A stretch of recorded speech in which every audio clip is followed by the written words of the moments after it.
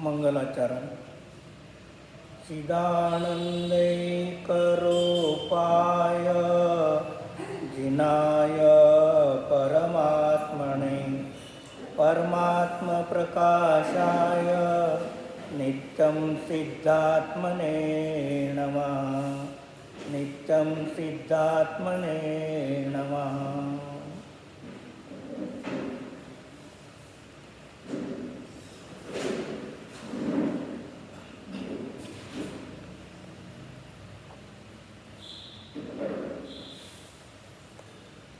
पान नंबर 39, गाथा नंबर 23, गाथा पाठ.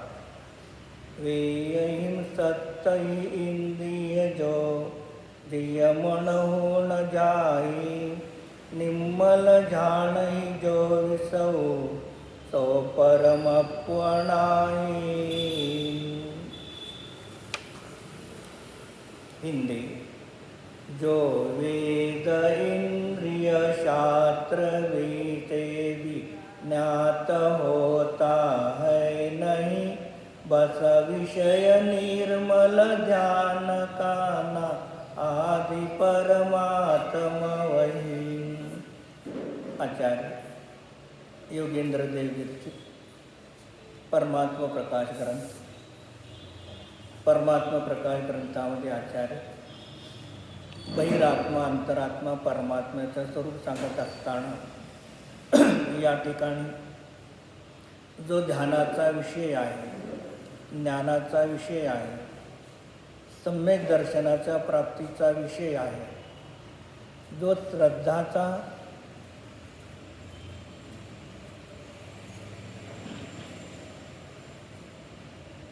श्रद्धाचा श्रद्धेय आहे,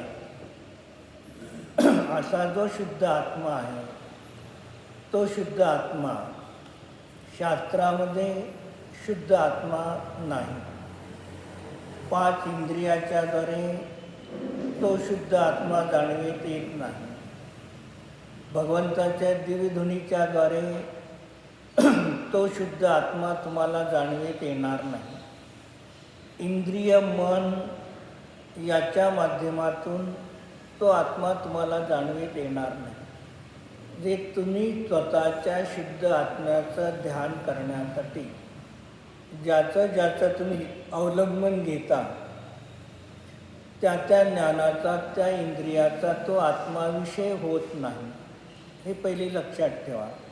कारण जी वस्तू अमूर्तिक आहे, द्रव्य अमूर्तिक आहे, द्रव्याचे गुण अमूर्तिक आहेत आणि द्रव्याच्या गुणाची होणारी पर्यायही अमूर्तिकच असणार आहे. मग असा अमूर्तिक आत्मा अमूर्तिक ज्ञानाच्या द्वारेच जाणला जाणार आहे. म्हणून अमूर्तिक आत्म्याला जाणण्यासाठी मी बहिरंगातल्या कितीही पदार्थाचं अवलंबन घेतलं तर तो आत्मा तुम्हाला ज्ञानाचा विषय होणार नाही.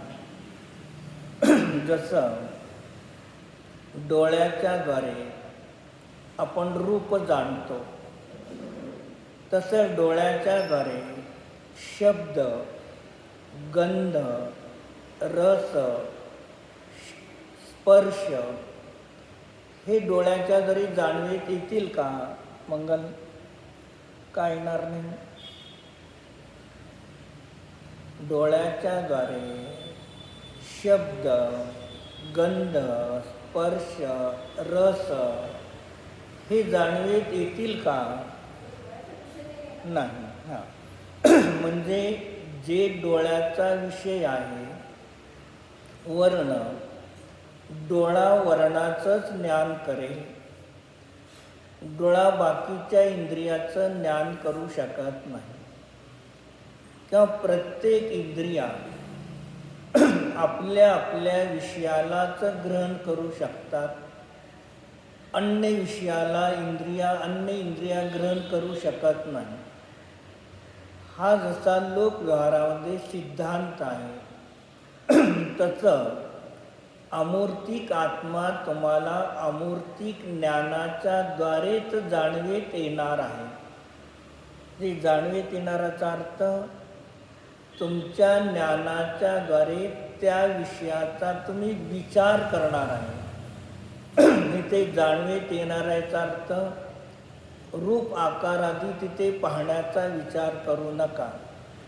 जो अमूर्तिक आहे, असंख्यात प्रदेशी आहे, ज्ञान दर्शन मात्र स्वरूप आहे, अशा आत्म्याचं स्वरूप देव गुरु शास्त्राच्या सानिध्यामध्ये जाऊन परोक्ष ज्ञानाने जाणा, श्रद्धान करा आणि अशा अमूर्तिक आत्म्याला अमूर्तिक ज्ञानाच्या द्वारे जाणण्याचा प्रयत्न करा.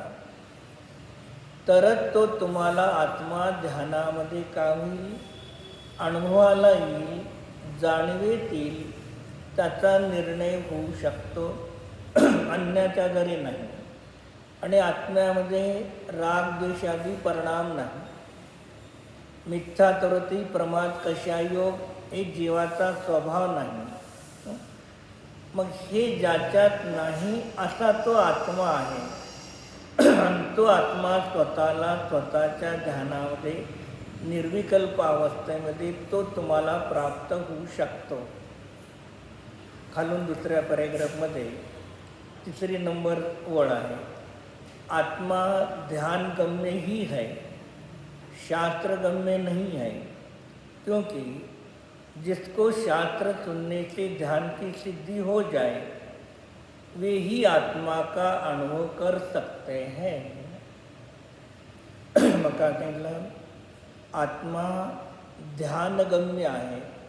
जे प्रत्येक आत्मा प्रत्येक जीवाला आपल्या स्वतःच्या ध्यानाच्या द्वारेच काय होतो, जाणवेत येतो. पण तो शुद्ध आत्मा आपल्याला ध्यानात जाणवेत येण्यासाठी तो शास्त्राच्या द्वारे आत्मा जाणवेत येणार नाही हे पहिले निश्चित करा. काय शास्त्राच्या द्वारे आत्मा जाणवेत येणार नाही, पण शास्त्र वाचल्याशिवाय सुद्धा आत्मा जाणवेत येणार नाही. हे दोन्ही आहेत.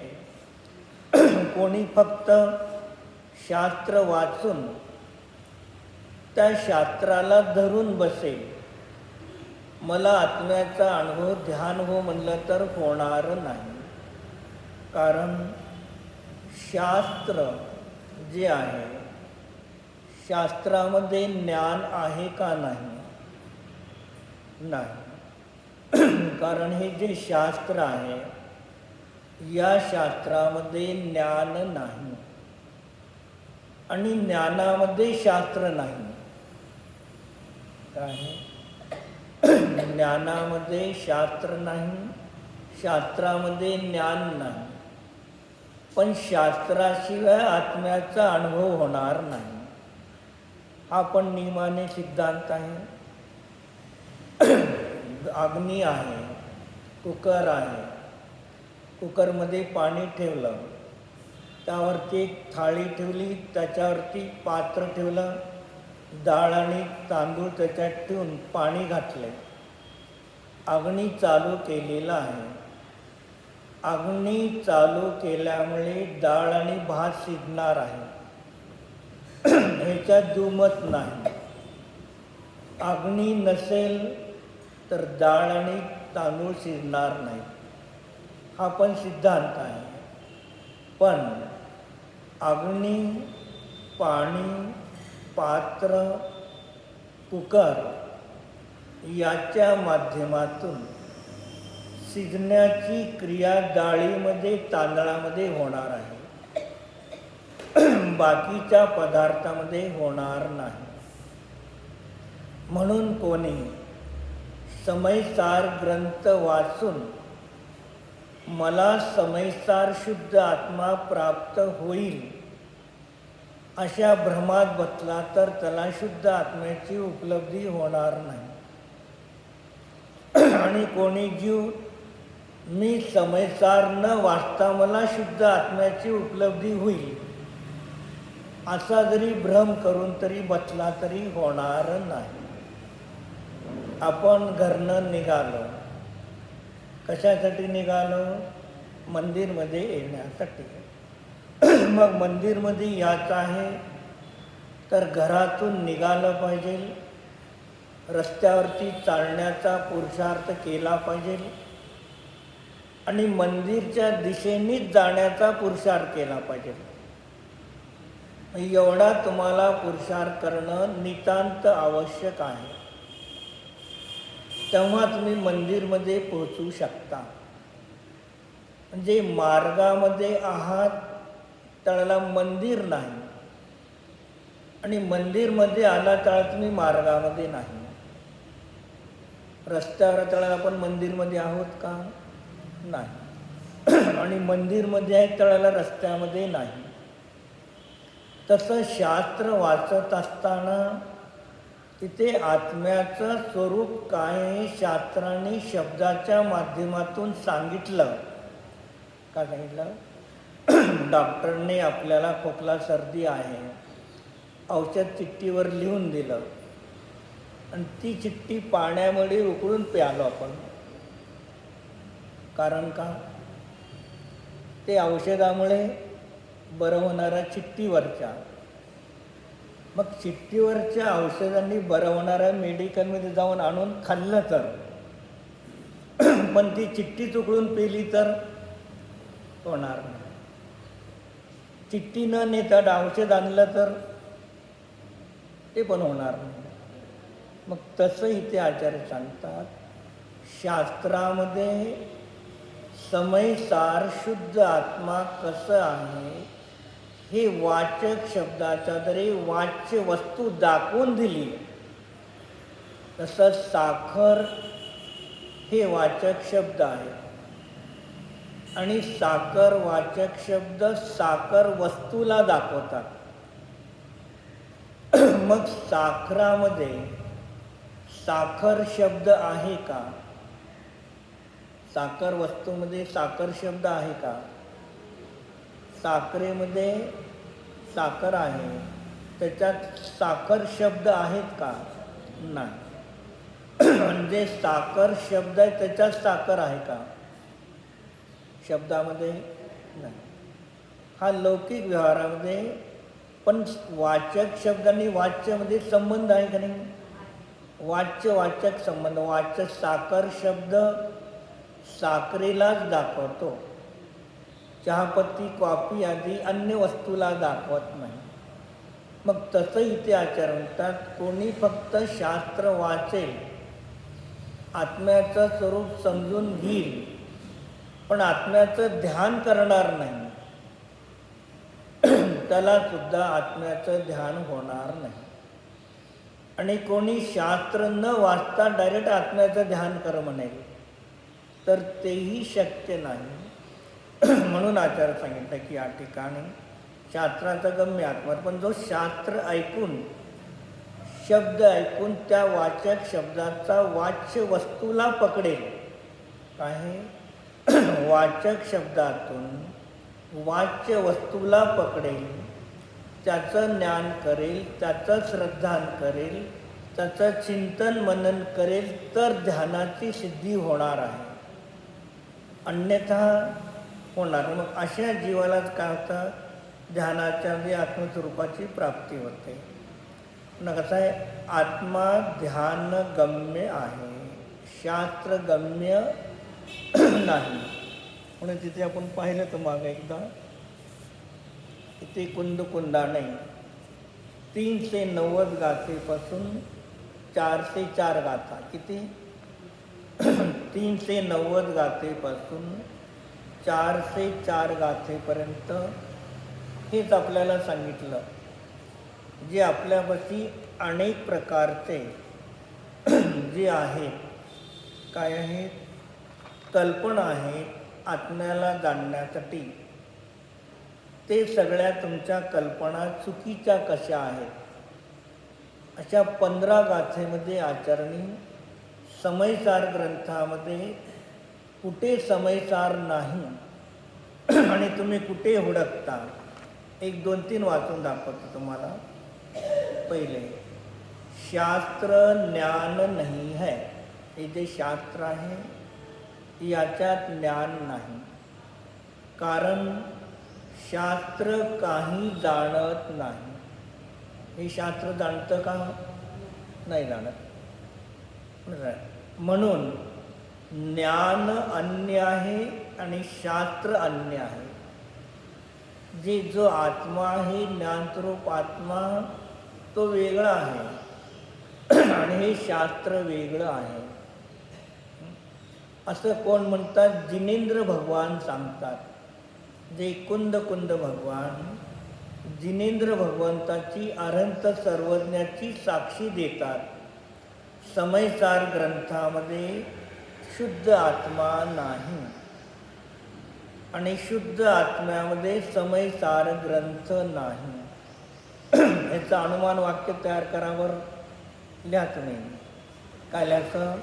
असं सरळ लिहायचं, उभं लिहा. पक्ष, साध्य आणि हेतू एक एक क्रमाने. पहिले पक्ष लिहा, साध्य आणि हेतू असे क्रमाने 3 लिहिला. शास्त्र झाला पक्ष, पक्षाच्या समोर लिहा शास्त्र.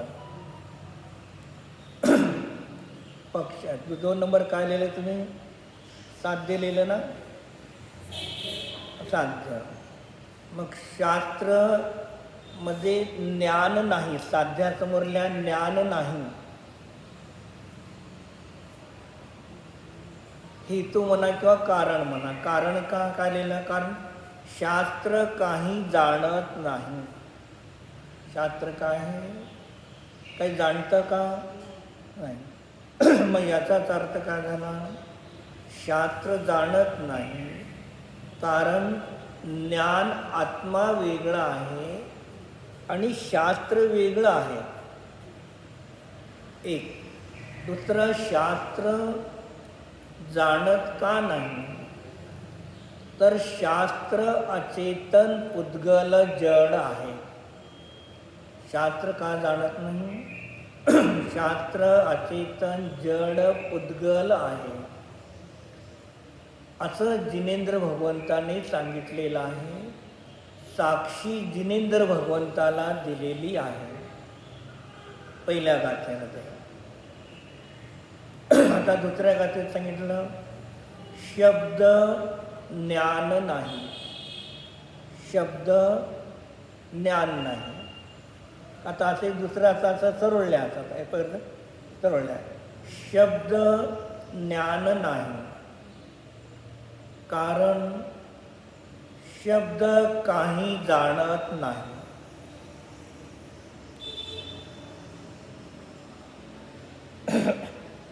आता त्या शब्दाच्या खाली अंडरलाईन मारा, रेष मारा.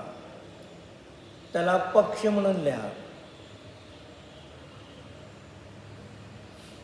ज्ञान नाही हे त्याला साध्य लिहा.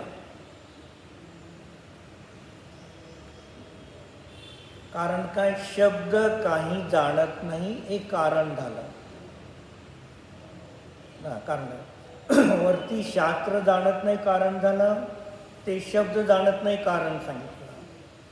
तर तसे ते नाही ना. रूप ज्ञान नाही है कारण रूप काही जाणत नाही म्हणून ज्ञान वेगळं आहे आणि रूप वेगळं आहे असं जिनेंद्र भगवान सांगतात. असं त्यांनी 5 इंद्रियाच्या विषयामध्ये अनेक ठिकाणी 15 गाथेमध्ये व्यवस्थिशीर सांगितलेलं आहे. म्हणून आपण काय करायचं आहे? हे जे कुंद सांगतात त्याच पद्धतीने योगींद्र देव परमात्म प्रकाशमध्ये सांगतात की भगवंताची दिव्यध्वनी तिथे आत्मा नाही. कारण भगवंताची दिव्यध्वनी काय आहे? शब्द आहेत. आणि ते जे शास्त्र आहे त्या शास्त्रामध्ये सुद्धा आत्मा नाही. म्हणून त्या ठिकाणी तुम्हाला त्याच्या माध्यमातून ते शास्त्र वाचून देवगुरु शास्त्राने सांगितलेलं आत्म्याचं स्वरूप जाणून त्याचं ज्ञान करून त्याचं श्रद्धान करताल आणि तशा प्रकारे मनाच्या जरी सविकल्प चिंतन करायला सुरुवात करा. काय चिंतन करायचं आहे? मी अमूर्तिक आहे, चैतन्य स्वरूप आहे, ज्ञान आनंद स्वरूप आहे, जाणणारा पाहणारा आहे, एकटा आहे, एकटा होतो, एकटाच राहणार, सचित्त, अचित्त, मिश्र, तीन प्रकारचा परिग्रह माझा नाही, मी तीन प्रकारच्या परिग्रहाचा नाही. एक मग परिग्रह तीन प्रकारचा, सचित्त, अचित्त आणि मिश्र, तीन. सचित्त म्हणजे जीव, त्याला म्हणतात सचित्त परिग्रह. स्त्रीच्या अपेक्षेने पतीवर, पतीच्या अपेक्षेने स्त्री मुलादी, याला म्हणतात सचित्त परिग्रह. सुवर्ण अलंकाराने सहित स्त्री, मिश्र परिग्रह, सचित्त आणि अचित्त मिश्र झाले. आणि अचित्त घर, सोनं, चांदी, पैसा, जमीन, जे काय असतील, गाडी, मोटर आदी, हे अचित्त. मग अशा तीन प्रकारचा परिग्रह माझ्या ज्ञानामध्ये नाही, माझ्या आत्म्यामध्ये नाही. आणि माझा आत्मा या सचित्त अचित्त मिश्र, मग हे माझ्या आत्म्यामध्ये नाही, मी यांच्यामध्ये नाही. हे एक वर्तमानाच्या अपेक्षेने लावा. अचित्त म्हणजे स्त्री, स्त्रीच्या अपेक्षेने पती म्हणा, मुलगा म्हणा, जे जीव आहेत का नाही, त्या जीवाला सचित्त म्हणायचं. अलंकार सहित स्त्री सचित्त अचित्त मिश्र झाले, आणि सोनं, चांदी, पैसा आदी हे अचित्त झाले. मग अशा तीन प्रकारचा परिग्रह, आणि तो परिग्रह किती कालाचा परिग्रह असतो? तीन प्रकारचा परिग्रह. आणि किती कालाचा असतो? काल किती आहेत? व्याकरणमध्ये किती काल आहेत? तीन काल, वर्तमान काळ, भूतकाळ आणि भविष्यकाळ. मग तसा हा तीन प्रकारचा परिग्रह वर्तमानमध्ये माझा नाही, मी त्याचा नाही. भूतकाळामध्ये तीन प्रकारचा परिग्रह माझा नव्हता, मी त्याचा नव्हतो. भविष्य काळामध्ये तीन प्रकारच्या परिग्रहाचा मी नसणार, ते माझे नाही. जे तीन प्रकारचा परिग्रह, तीन कालाचा परिग्रह माझा आणि मी त्याचा नाही, असं तुम्हाला स्वयंचिंतन करावं लागेल. एक. परत कर्म तीन प्रकार आहे, भावकर्म, द्रव्यकर्म आणि नो कर्म. मग जीवाचे पुण्य पापरूप परिणाम, भावकर्म, हे माझे नाहीत आणि मी त्याचा नाही. हे निर्णय श्रद्धान करावा लागेल तुम्हाला. आणि ज्ञानावरणादी 8 द्रव्यकर्म माझे नाहीत आणि मी त्यांचा नाही. आणि स्त्री, कुटुंब, परिवार, धन, धान्य, संपत्ती हे माझे नाहीत, मी त्यांचा नाही. म्हणजे अशा द्रव्यकर्म, भावकर्म, नो कर्म, तीन प्रकारचा परिग्रह, तीन कालातला परिग्रह माझा नाही, मी त्यांचा नाही. असं स्व आणि पराचं भेद विज्ञान करावं लागेल. कोणाला करावं लागणार आहे? आपल्या स्वतःला देवगुरु शास्त्राने सांगितलेलं आहे.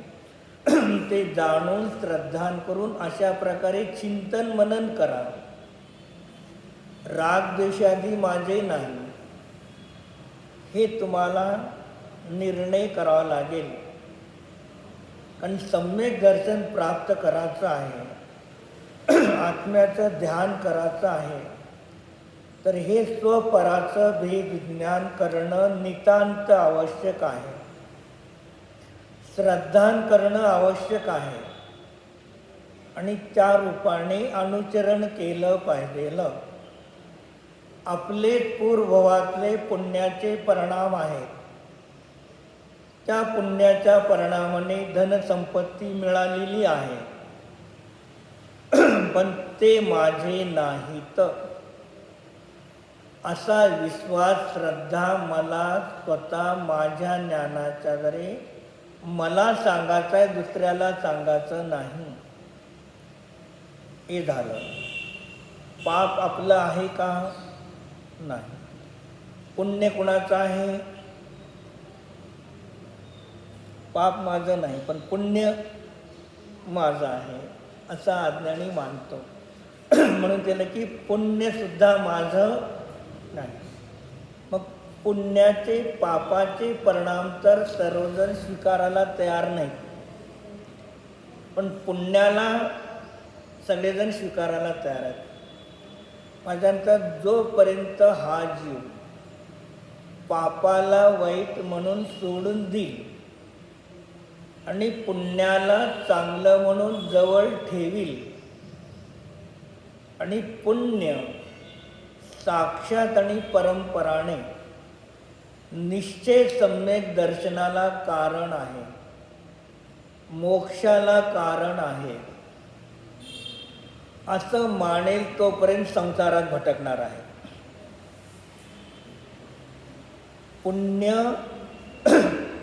पुण्यामुळे पुण्याच्या परिणामामुळे काय होणार आहे? निश्चय सम्यक दर्शनाची प्राप्ती होणार, केवळ ज्ञान होणार आणि मोक्ष होणार.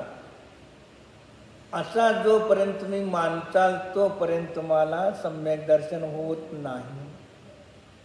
कारण तुम्ही पुण्यभाव, पुण्याचे परिणाम, या पुण्याच्या परिणामाचा संबंध बंधाची आहे का समर निर्देशी आहे? बंधाची. जसं पापाचा परिणाम बंधाचंच कारण आहे, तसं पुण्याचा परिणामसुद्धा बंधाचंच कारण आहे. हे तुम्हाला स्वीकार करावा लागेल. मध्ये काय सांगितलं प्रवचनमध्ये? पुण्यफला अर्हंताची चर्चा केली. काय सांगितलं तुम्हाला तिथे? पुण्याचं फळ अर्हंत अवस्था आहे, पण पुण्याचं फळ अर्हंत अवस्था नाही. कुंदकुंदाने लिहिले. फक्त शब्दार्थालाच आपण काय करतो? फक्त शब्द पकडून बसतो, पण शब्दातला जो भाव आहे तो भाव म्हणजे ज्याला पुण्य उपाधी आहे, पुण्याला महत्त्व द्यायचं आहे. म्हणजे जीवाला पुण्यामध्ये अडकून टाकून संसाराचं ज्यांना भटकवायचं आहे ते लोक सांगतील पुण्याचं फळ अर्हंत आहे. त्या गाथा वाचतो, गाथात लिहिलेलं आहे. गाथेतला अर्थ चुकीचा नाही, पण त्याचा अर्थ जो मूळ आहे तो काढायला पाहिजे. दिला काय? पुण्यफला अर्हंता ते सिं किरिया पुणही ओदयिया मोहादि विरहिदा तम्मा साखाय गती मदा. त्याचं शीर्षक पण दिले. शीर्षकमध्ये अमृतचंद्र आचार्यांनी अर्थ वेगळा सांगितला आणि गाथेमध्ये कुंदकुंदाने अर्थ वेगळा सांगितला. आणि अमृतचंद्राचार्यांनी शीर्षक लिहिलं, कुंदकुंदाने गाथा लिहिली. त्या गाथेमध्ये कुंदकुंद कुठेही सांगत नाहीत पुण्यफळाचं फळ अर्हंत अवस्था आहे, सांगत नाही. इस प्रकार होने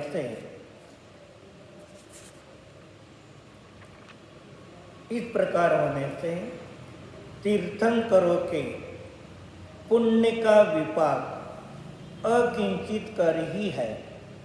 जे तीर्थंकराला पूर्वीच्या पुण्याचा बंध आहे, नवीन पुण्य बंध आहे. तीर्थंकर प्रकृती बांधली, पुण्यकर्म सत्तेमध्ये पूर्वीचं आहे. आत्ता अर्हंत झाल्यानंतर नवीन पुण्यकर्म बांधतात, पण ते पुण्य आणि त्या पुण्याचं फळ अरहंताला काहीही फळ देत नाहीत. कुछ नहीं करता, स्वभाव का किंचित घात नाही ते अकिंचित कर. का सांगितलं? जे पुण्यफळ अरहंताला अरहंत अवस्था देऊ शकत नाही म्हणून काय सांगितलं? लिहा तुम्ही अनुमा वाक्य गाथेमध्ये काय सांगतात आणि आपण कसं सांगतो आणि काय उलटं सांगितलं जातं. 45 नंबर गाथा आहे.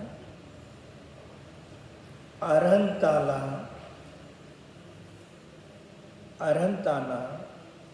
पुण्याच्या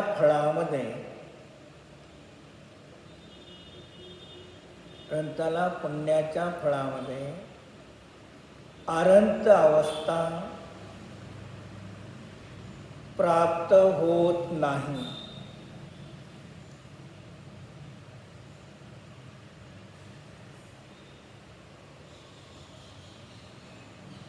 दुसरा, अरहंताला पुण्याच्या फळामध्ये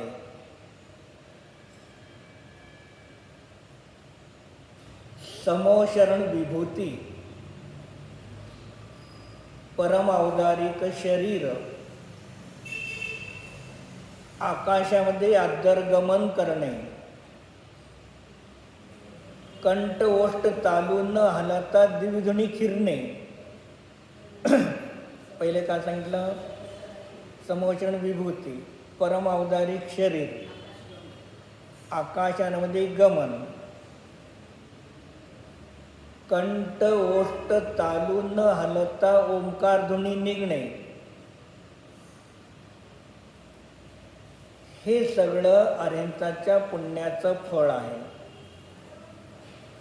मग अरहंताच्या पुण्याचं फळ हे आत्म्याला आहे का शरीराला आहे?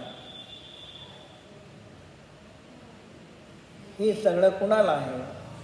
शरीराला आहे. म्हणून पुण्याचं फळ अरहंत अवस्था नाही. हे सगळं पुण्याच्या फळामुळे अरहंतामध्ये शरीरामध्ये विशेषता प्राप्त झालेली आहे, आत्म्यामध्ये काही नाही. आता तिसरं घ्या. अरहंत ही अवस्था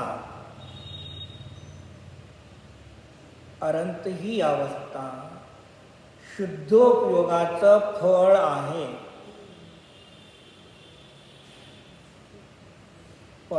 हे अस्थिरूपाने. पुण्याचं फळ नाही नास्ती रूपाने.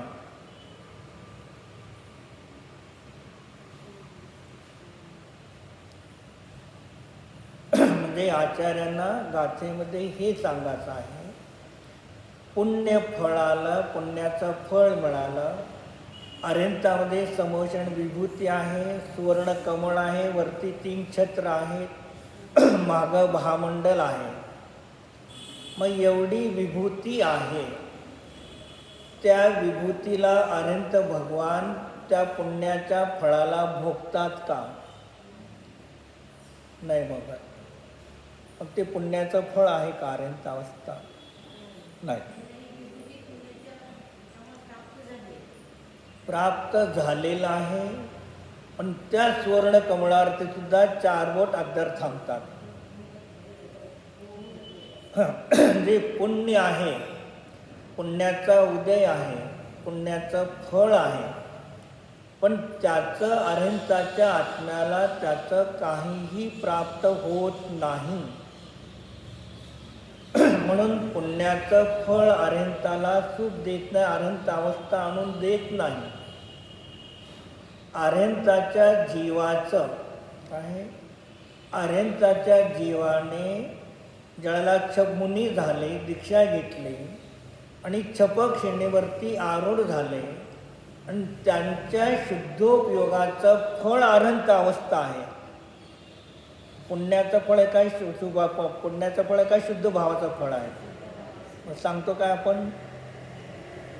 म्हणजे आपण काय सांगतो, काय सांगत आहे?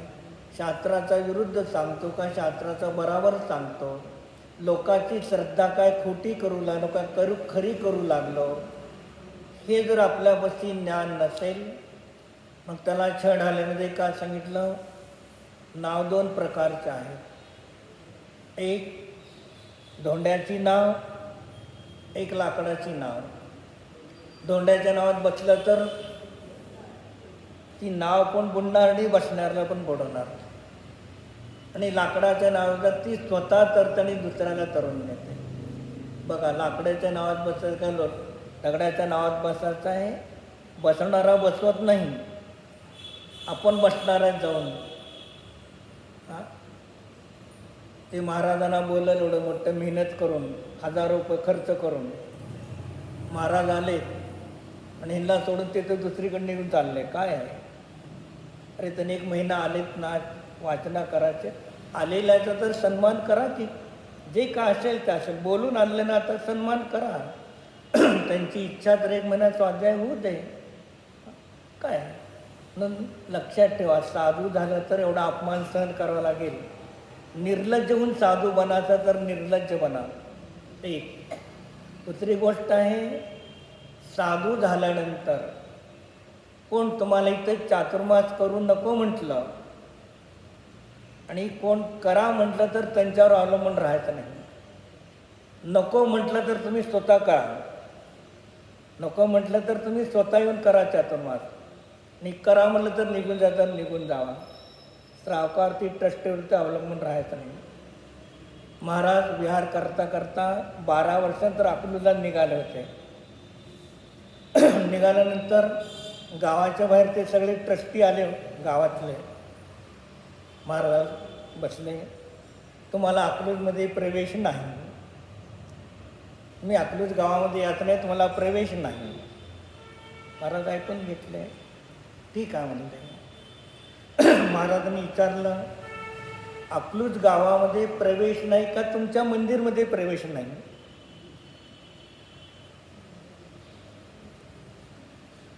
गावात प्रवेशाला तर तुम्ही निषेध करू शकत नाही. हां, तुमच्या अमुक अमुक मंदिर नको तर ते मला मान्य आहे, पण तुमच्या मंदिरमध्ये मान्य नाही तर दुसरे मंदिरमध्ये मान्य नाही असं आहे का? म्हणून साधू बनला तर निर्लज्ज बना. लोक नको म्हणतील त्याला जबरी नेऊन बसून चातुर्मास करा, आणि नको या म्हणलं तर गपचूप निघून जावा. कारण साधूला आपली चर्या करायचं आहे, श्रावकार ट्रस्टीवर अवलंबून राहायचं नाही. हे शास्त्र शिकल्यानंतर अशी श्रद्धा ज्ञानदृढता पाहिजे.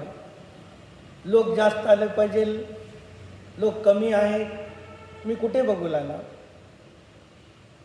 मग लोभ आहे का नाही? लोक जास्त आले पाहिजे, लोक कमी झाले पाहिजे, चढावे कमी घेतात, जास्त घ्यायला पाहिजे. तुमचं काम आहे का? ज्ञान ध्यान तपोरत होणार असेल तर साधू बना, जरूर बना. पण अशा प्रकारे आपल्या जीवाने अनंत भवामध्ये साधूहून असंच वागलो म्हणून आजपर्यंत संसारात भटकत आहोत आपण. ज्या कामासाठी साधू बनला त्यासाठी साधू बनायचं तर बना. शक्ती असेल तर, राग तुटला असेल तर, नसेल ना आणि बसा घरात. एक मनुष्य 7व्या पायरीवरून खाली पडला, एक जण 4थ्या पायरीवरून खाली पडला. कोणाला मार लागणार आहे जास्त? एवढं मोठं पद घेऊन जर पडला तर जास्त मार लागणार आहे, आणि यावरती 4थ्या गुणस्थानात त्याला पडलं तर कमी मार लागणार आहे. याचा अर्थ 7व्या पायरीला जाऊ नका असं नाही, पण त्या 7व्या पायरीला गेल्यानंतर तिथे स्थिर राहावा. ज्ञान ध्यान रत तपो साधू. श्रावकाच्या कोणत्याही क्रिया करायच्या तुम्हाला नाही, तर तुमच्या क्रिया श्रावकाला करायच्या नाही. आहाराच्या वेळेला मग आपण आहार देत असतो, दीपा आहार देतात, तुम्ही आहार देता. एखादे क्ष साधू आहेत, ते सांगतात की ह्यांना द्या, आरतीला द्या आहार. तुमच्या हातातून कोणाला द्यायचा? 4 दिवसानंतर त्याला मंगलला सांगायचा. काय चाललं आहे? अंतराय बांधू लागलो आपण. कुणाला अंतराय बांधू लागलो? देणाऱ्या व्यक्तीला वारंवार बदलू लागला. आणि तुमचा काय अधिकार आहे? तुम्हाला हातामध्ये येतं ते शोधून बघा की, बाकीचं काय करायचं आहे? म्हणजे ही आहे जिनेंद्र भगवंताच्या तत्वज्ञानाच्या श्रद्धाची चर्या तुम्हाला पाहिजे. ठीक आहे, काय दोष लागत असतील, पंचमकाळ आहे, दोष लागतो, व्यवस्थित पाळलं जाणार नाही, क्षमता नाही, ते बाकी सगळं मान्य आहे. पण यथाशक्ती पुरुषार्थ तर प्रयत्न करा की. आम्ही मंगलाचरण मनाचं आहे, मग मंगलाचरण मनाचं आहे का डोळे फिरवायचे? चालणार नाही. म्हणून ते सहजाने वर्णीने एक ठिकाणी लिहिलं आहे, प्रवचन करता एक प्रवचनकार करत आहे, साधू आहे, 5 इंद्रियाच्या विषयाचा त्याग आहे, ब्रह्मचारी आहे, पण काय करत आहे? प्रवचन चालत असताना संपूर्ण मंडपामध्ये दृष्टी फिरवतो. चक्षु इंद्रियाचा अब्रह्माचं कार्य करू लागला. पुष्कळ कठीण आहे. कामिनी कार 5 लाखची घेणं सरळ आहे, पण त्या 5 लाखच्या कारला मेंटेनन्स करणं आयुष्यभर. आधीचला सांगितलं होतं महाराजांनी, हत्ती घेणं सोपं आहे म्हणलंय, पण त्या हत्तीला घेतलेल्या हत्तीला शेवटपर्यंत. तसं एक हत्ती आहे, साधू म्हणजे एक हत्ती आहे. एकच हत्ती दिसतो, पण तो लय मोठा आहे. आज एकच हत्तीला पोषण्यासाठी बेजार होऊन जातो मनुष्य. म्हणून आपल्याला आपली श्रद्धा, आपलं ज्ञान, आपलं चारित्र्य व्यवस्थित ठेवून आपल्या चर्येमध्ये दोष न येता तुम्हाला काय करायचं करा, तर ते आगम तुम्हाला क्षम्य आहे. शास्त्रातले 3 संधी कालाचळाला बराबर सामायिकला बसलं पाहिजे. संधी कालालाच कोणी सामायिकला बसायला तयार नाही, कारण संधी कालामध्ये भगवंताची दिव्यध्वनी फिरते, ध्यानामध्ये परिणामची उज्ज्वलता येते, आणि त्या संधी कालामध्ये परिणाम शुद्ध शुभ राहतात. आणि शुभ परिणामाच्या आयुचा बंध तर देवगतीचा बंध होतो. पण संधी कालामध्ये आयुबंधाची वेळ आहे. हे सगळं शास्त्रामध्ये लिहिलेलं आहे. भरताने ब्राह्मणाची व्यवस्था केली. कशी व्यवस्था केली? नाही काय विचार आहे? नाही विचारा.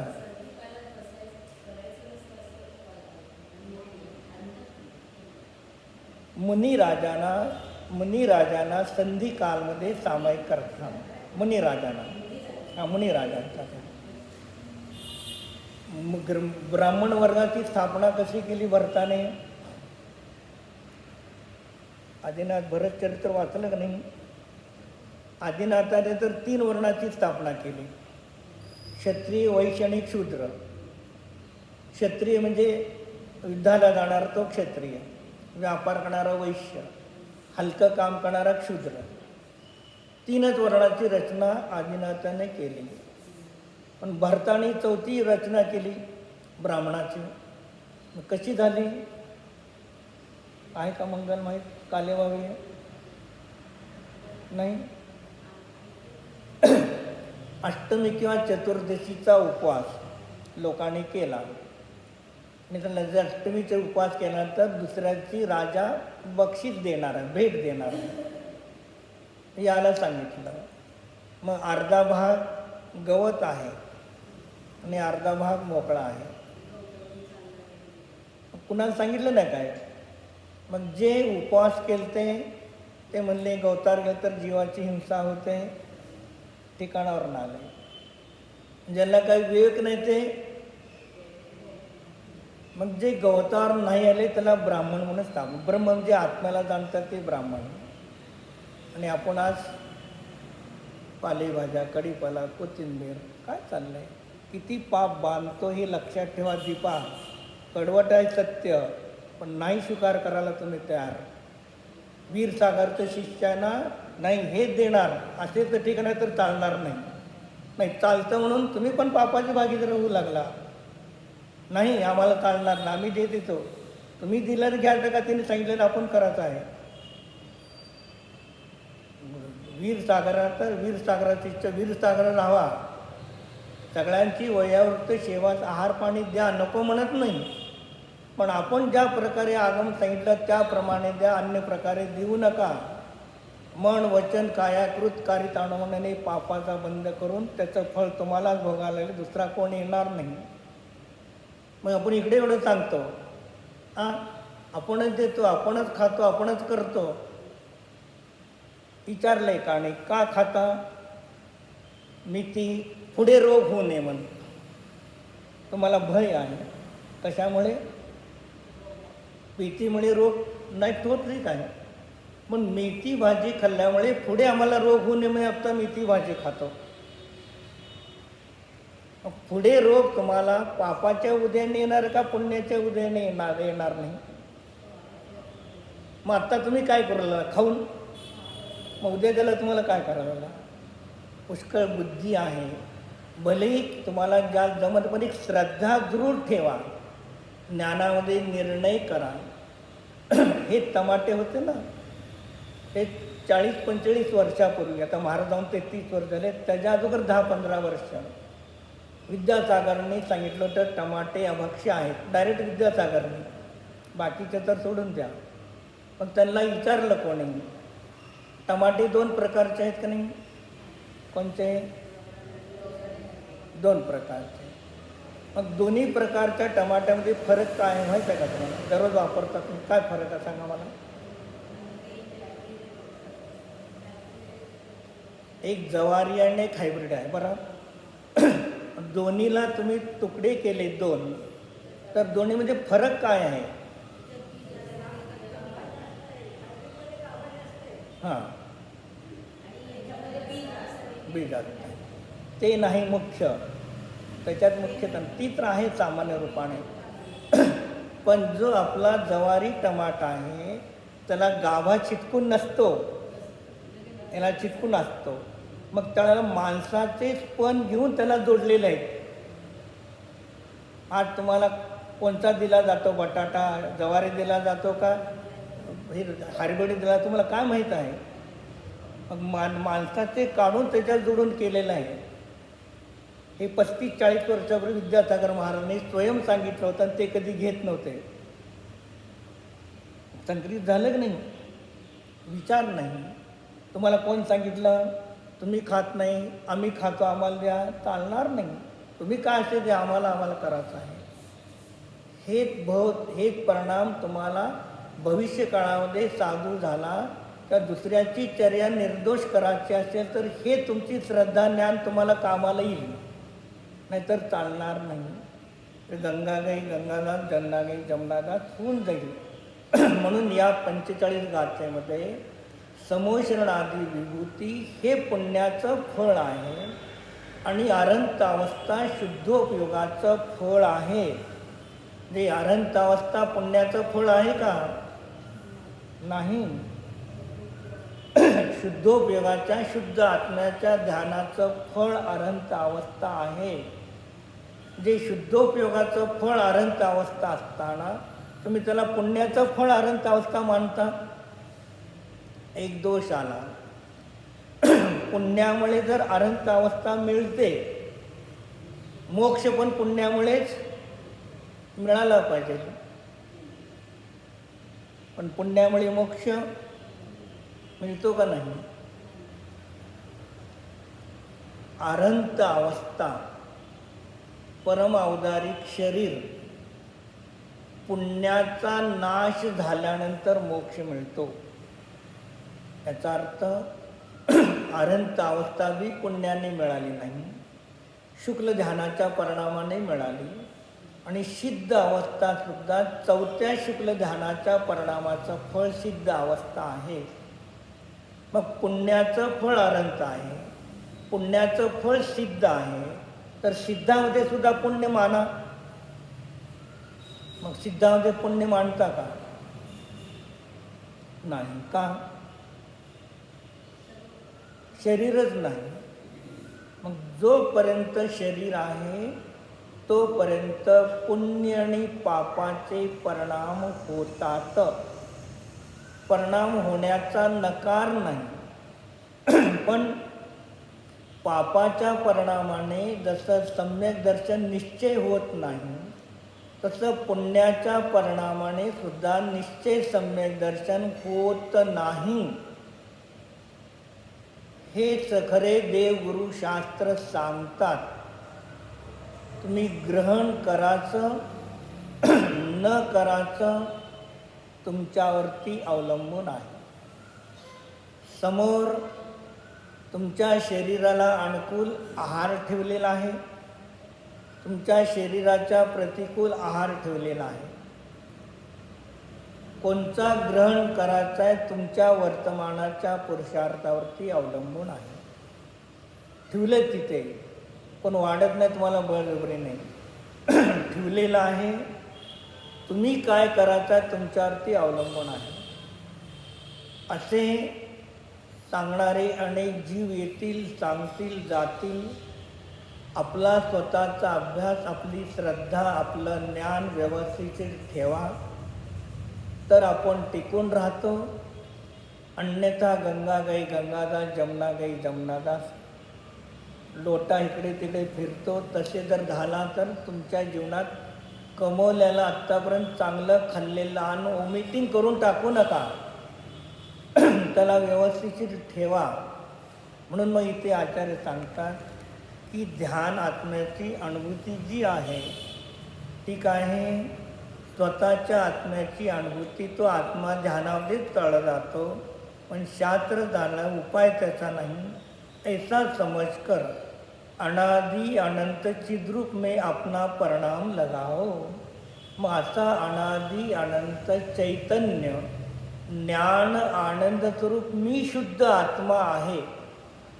फक्त वर्तमानाच्या ज्ञानाच्या पर्यायाच्या द्वारे मी स्त्री आहे, काळा आहे, गोरा आहे, श्रीमंत आहे, गरीब आहे, कुरूप आहे, सुरूप आहे, राजा आहे, भिकारी आहे, मूर्ख आहे, पंडित आहे, स्त्री आहे, पुरुष आहे, नपुंसक आहे, हे सगळं वर्तमानाच्या ज्ञानामध्ये पर्यायाला जाणत होता.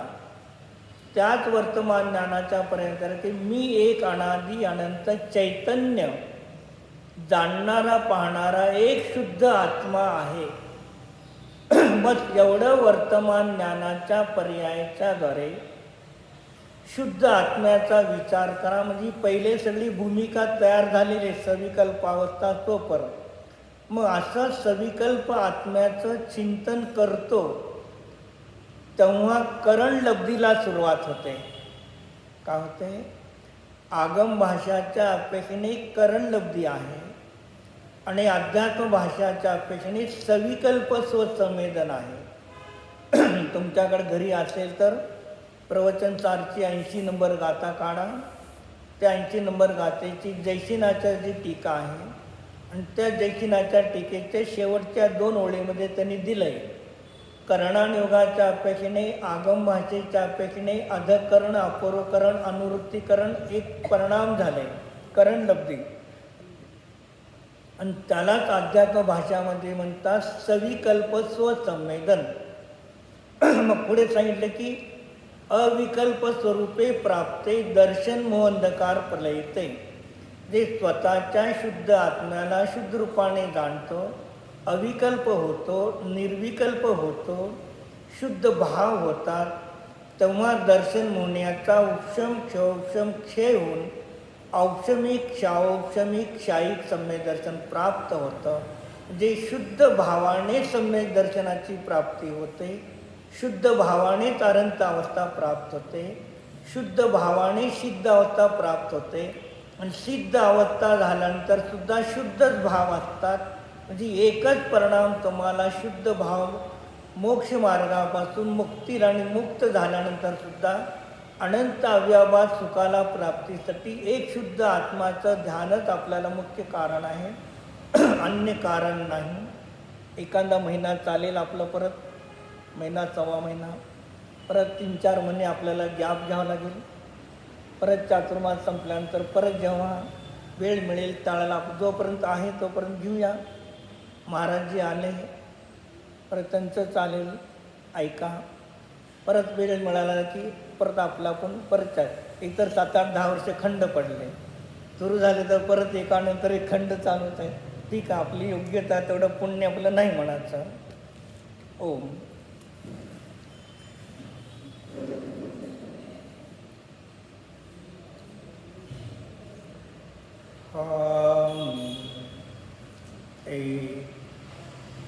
स्वयं सिद्ध